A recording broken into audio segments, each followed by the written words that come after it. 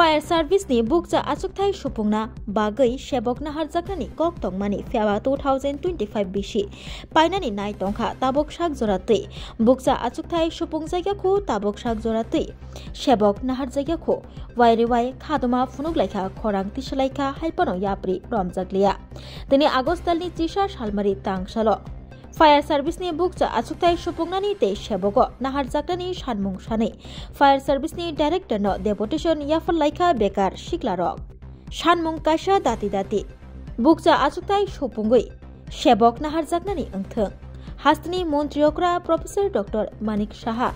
बनब कयलायखा बेकार सिक्लारक डेपुटेशन याफार फाइनै रक साका हास्तनि मन्त्रियक्रा प्रोफेसर डक्टर मानिक साहानो बकक बाय साके ताइ बुजिसिनाय सिक्लारकनि खादमानि कक जोंजालनि कक रक सेबक नाहारनानि बागै आसुक जरा कलक नांनानि कक या फियाबा जरा लाई तंखा ताबुकबो सेबक याफार जायगाखौ तामनि बागै सेबक नाहार जायगा अंनानि कलाय संमुंति सलायखा डेपुटेशन याफार फाइनै रक फायर सार्भिसनि तैने मा फाइनै सेमारो 2022 किसिमनि सिनि मनाजामनि आबल बरो टेस्ट एग्जाम का फाइफानो से एग्जाम पर नासिम नासिम रिजल्ट दिया आबल बरो एग्जाम कैंसिल था आबल बरो फान सताबो फानो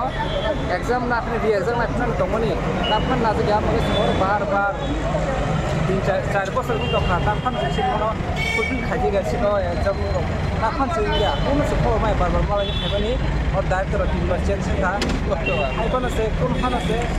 बनवासे कोन आबनो राज्यनि सीएमनो আজকে এখানে উপস্থিত হওয়ার একটাই কারণ 2022 সালে মার্চ মাসের পরে যে ফায়ার সার্ভিসের রিক্রুটমেন্ট নোটিশ জারি হয়েছিল এবং দফায় দফায় যে ফিজিক্যাল 8টা ডিস্ট্রিক্টে ডিস্ট্রিক্ট ওয়াইজ ক্লিয়ার হয়েছে আর ওই শনি আমরা ক্লিয়ার করছি এবং 2023 সালে 8 জানুয়ারি আমরা রিটেন এক্সাম ক্লিয়ার করছি বা রিটেন এক্সাম দিছি দেওয়ার পরে আজকে 2025 জুলাই মাসে মেবি 11 তারিখ আজকে চলে তাহলে 2023 সালে 8 জানুয়ারি আমরা রিটেন দিছি রিটেনের কোনো রেজাল্ট দেওয়া হয়েছে না এরপরে দপ্তরের সঙ্গে যখন যোগাযোগ করছি তখন কইছে যে মেজর ইস্যুর কারণে এটারে ক্যান্সেল করা হয়েছে এবার ক্যান্সেল করার পরে দ্বিতীয়বার আরেকটা চান্স নেওয়া হয়েছে যে দ্বিতীয়বার আবার রি এক্সাম হইব এবং এটা দপ্তরের উপরে যে এফআরবিটির উপরে একটা দায়িত্ব দেওয়া হয়েছে তাহলে আমরা যখন ডিরেক্টরের সঙ্গে দেখা করতে আই ডিরেক্টর স্যারে নিজের দায়িত্বটা বা নিজের যে ইয়েটা আছে এটা সম্পূর্ণ করে দিতেছে যে এফআরবিটির কাছে যে এফআরবিটি যদি চায় যে 1 মাসের মধ্যে কমপ্লিট করতে করুক আমরা আমাদের যে যাবতীয় করণীয় হয়তো বা টাকার দিক দিয়ে হোক বা যা যা সরঞ্জাম প্রয়োজন সম্পূর্ণ সব কিছু দিতে আমরা রাজি আমরা 1 উইকের মধ্যে তারা কমপ্লিট করে দিব সব কিছু এমনও কথা কইছে আমাদের সঙ্গে তাহলে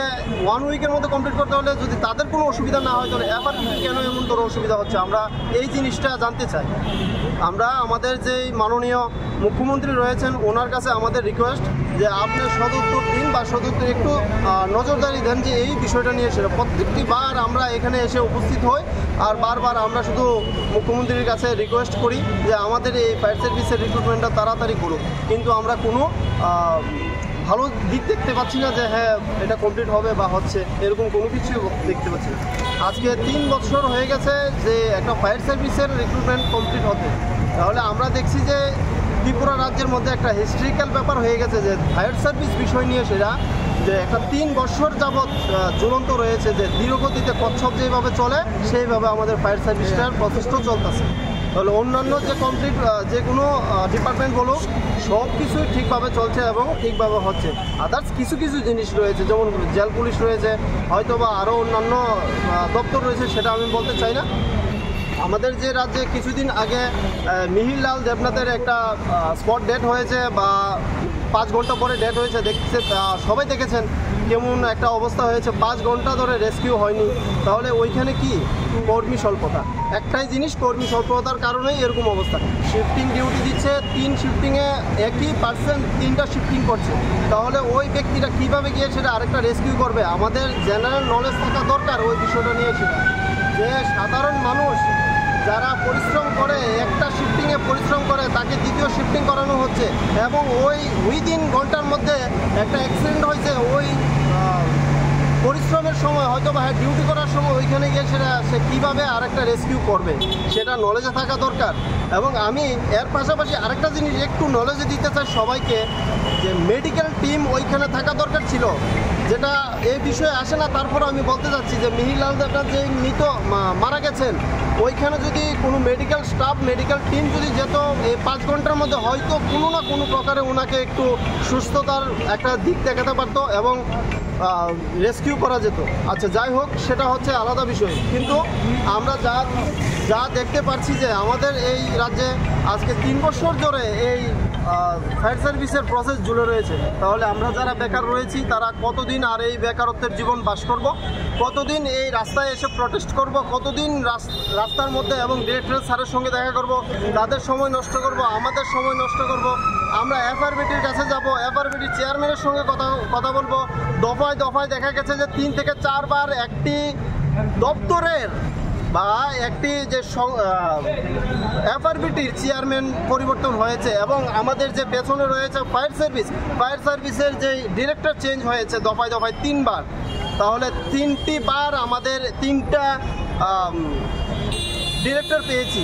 কারোর মাধ্যমে আমরা পাইনি যে কারোর হাত ধরে যে ওই যে খামের মধ্যে সই করে যেই 329 জন ক্যান্ডিডেট চাকরি পাবে তাদের সুবর্ণ সুযোগ করে দেওয়ার কেউ করেনি।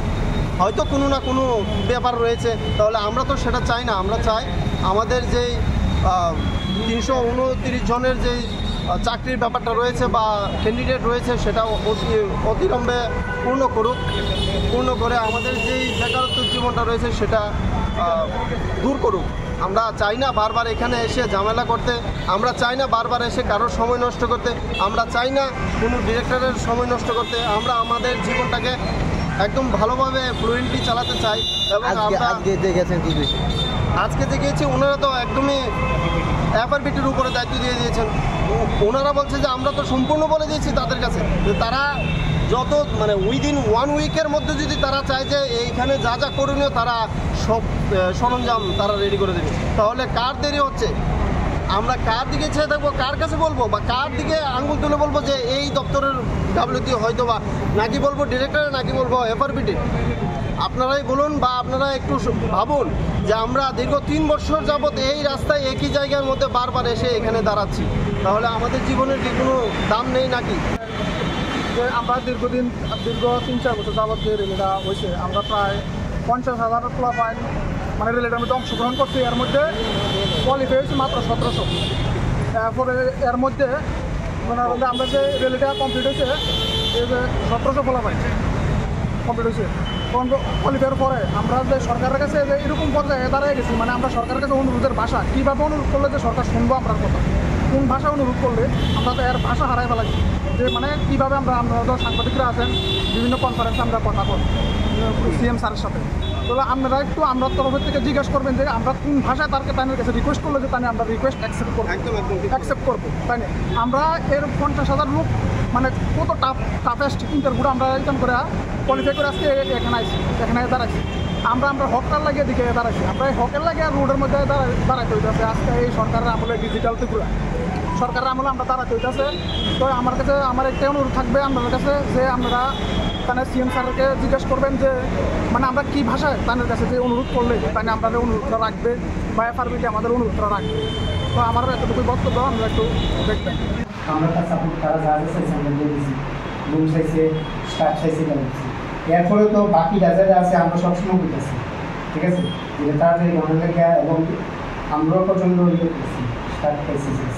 যে আমরা অর্থনৈতিক নলেজও আছে, সব কিছু আছে, আমরা শিফটিং ডিউটি করতে প্রচণ্ড সুযোগ দিতেছি, ঠিক আছে, এইগুলো নলেজ আছে। এখন তো এখন একটা স্থায়িত্ব ঘোষণা দিচ্ছি, এটার মধ্যে আমরা তারা যা লাগে আমরা করবো, একটু গভর্নমেন্টের ডিসিশন গভর্নমেন্ট দিয়ে দেবো, ঠিক আছে। আমরা তো তারা কোনো সরকারি বলতে তার তুমি ওই গভর্নমেন্ট দেওয়া যেতে পারে, তো আগে যে আসলো চেঞ্জ করেছে চাকরি দিচ্ছি, এটা তারা ব্যাপার দিতে হবে, ঠিক আছে, যেহেতু তারা করতে হবে। আমরা কাছে তারা যে সময় আমাদের কাছে যা যা আছে তারা 15 এক্সামিনেশন চাইছে, আমরা গভর্নমেন্টের কনসিডারেশনে নিচ্ছি 15